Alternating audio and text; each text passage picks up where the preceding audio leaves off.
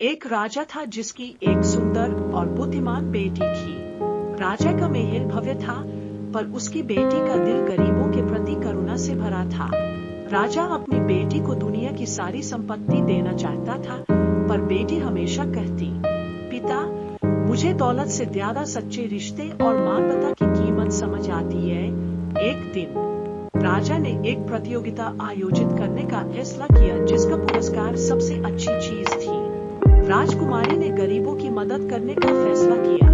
वह कई महीने तक गरीबों के बीच रही, उनकी मदद की, उन्हें उम्मीद दी। प्रतियोगिता में वापस आकर उसने कहा, मैंने लोगों के दिलों में उम्मीद और खुशी जगाई है। राजा ने उसकी ईमानदारी देखकर उसे विजेता घोषित किया, समझते हुए कि असली खुशी धन में नहीं, बल्कि दूसरों की भलाई में है। यह कहानी सिखाती है कि असली संपत्ति दिल में होती है और सच्चे मूल्य मेहनत, करुणा और रिश्तों में छिपे होते हैं।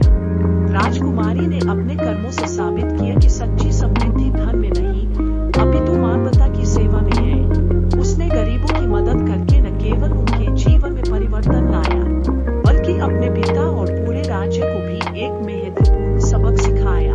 उसकी उदारता और त्याग ने उसे सच्ची राजकुमारी बनाया, जिसकी याद सदियों तक लोगों के दिलों में रहेगी। उसने दिखाया कि एक छोटा सा कर्म भी कितना बड़ा प्रभाव डाल सकता है। उसकी कहानी एक प्रेरणा है, जो हमें याद दिलाती है कि सच्चाई धन मानवीय मूल्यों में निहित है। उसकी यात्रा ने उसे आत्मज्ञान की ओर ले जाया और उसने समझा कि खुशी दूसरों की सेवा में है।